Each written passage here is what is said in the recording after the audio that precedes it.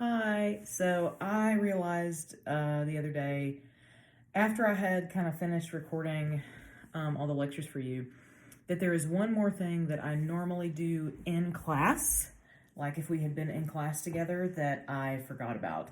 And that is to just briefly go over the very, very beginning of Beowulf. So this is now technically an additional part to that lecture. So if you've made it this far, thumbs up for you. This won't take super long. What I want you to do is on Edmodo, there is a document that says Beowulf opening lines and in translation, and it should be a PDF. So just go ahead and have that open, and you can kind of listen to me talking as you're looking over the opening lines. So a beginning is an important thing, and I have used this example before. I talked about this in Comp 2 when you were working on your fiction projects, but essentially I had a student who used to say that he gave every speech 1 or 2 sentences to decide whether he was going to listen to it or whether he was going to sleep through it. And the stakes are pretty high for keeping the attention of a modern audience, because we are kind of used to Twitter and Vine and TikToks that only take 15 seconds of our time.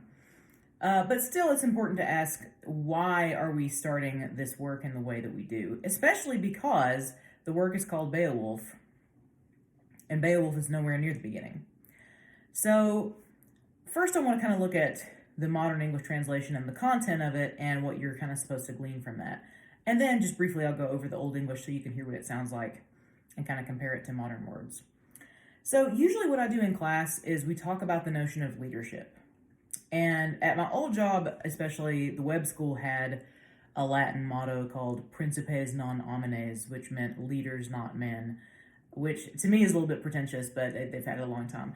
So the question was always, and is now, when we think of leadership, it's still kind of a buzzword. What do we want from our leaders?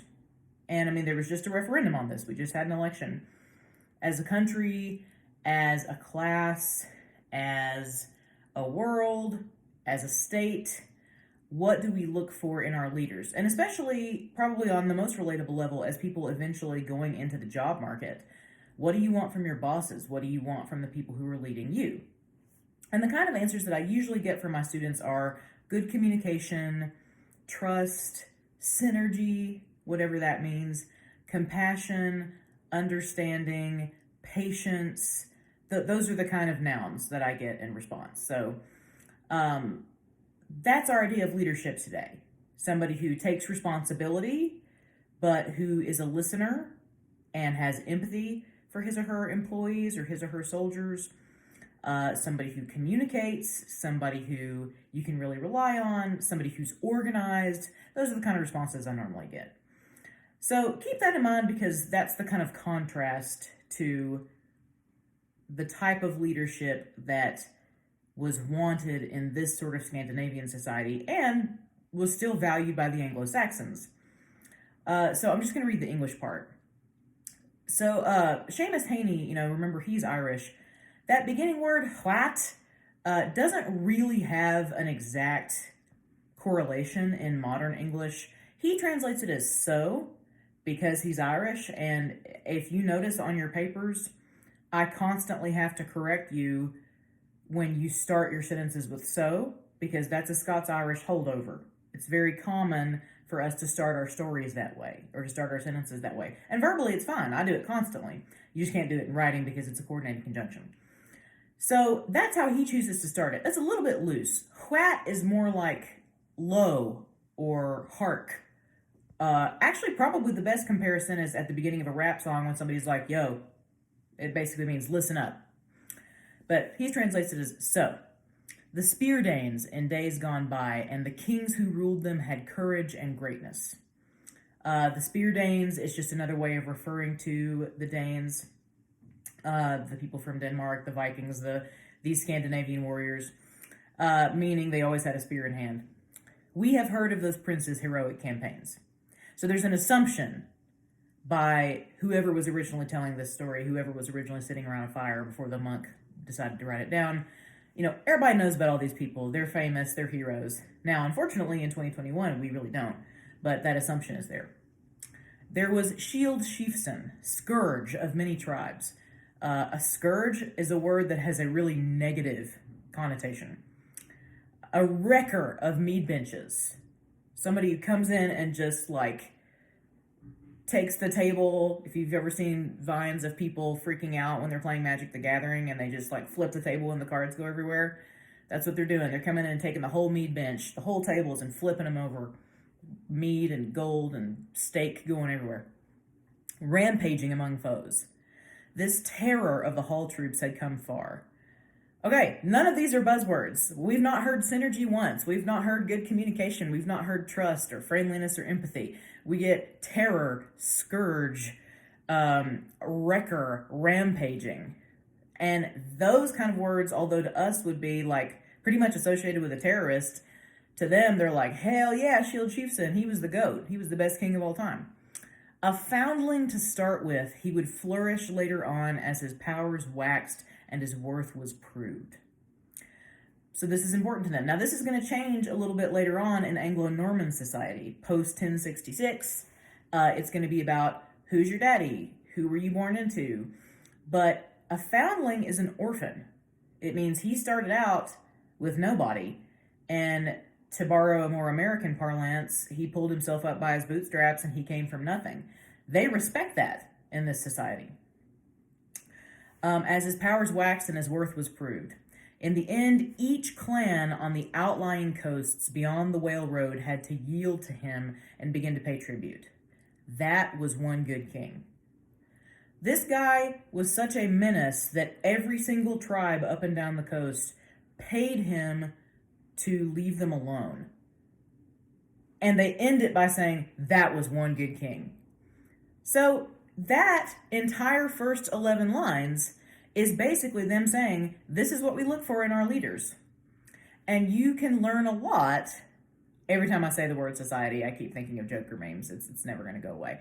But you can learn a lot about the society and about the society's values just from these first 11 lines, because it's like he's their Jesus, he is their Gandhi, except he's a totally different person. This is our paragon of what we think is a good person and a good king, except that if this person lived in 2021, he would be put in jail and would never see the light of day.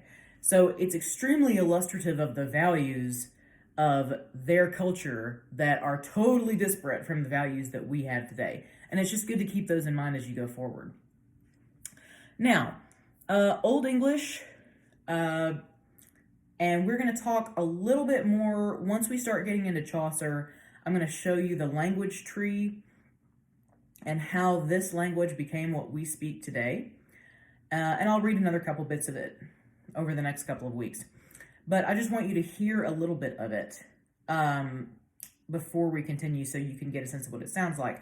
Because I'm not, obviously, if you were taking this in graduate school or even in undergrad, if you were an English major, you would be reading Beowulf in the Old English and you would be sitting there with your dictionaries having to translate every single line.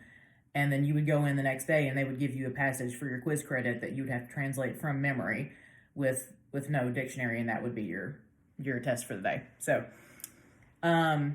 English majors, we don't just sit around and smoke weed and talk about world peace. It is hard, I will tell you that. But as I read these first 11 lines, see if you can recognize any of the words that stayed in our language and that we still use today. What? We gardena in jardegum, third kuninga, fremje frunan, hutha athelinges en fremedon. Oft shieldshaving, sheathana thretum, moneum mouthum, medesetla ofte, edge erlas, sithen arrest wealth, feshaft funden.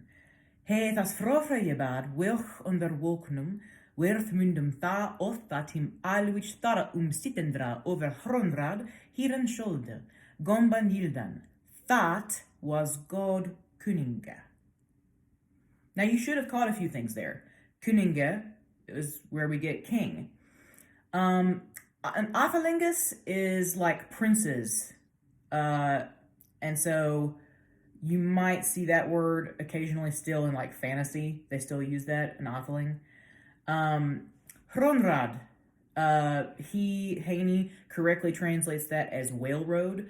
So let's talk about that a little bit. In Old English, they had something called a kenning, Kenning, and we in modern English would just call it a compound noun. It's when they would combine two nouns to make something totally new. So instead of just calling it the ocean or the sea, they called it the whale road, as in the path that the whales trod. Over is over, same thing. Rad is road. Thought is still that. That's where we get that from Old English. Oft, where we get often. Shield obviously is pretty much the same word, SCYLD. It's still where we get shield. And then way is as WE is we. It's the same thing.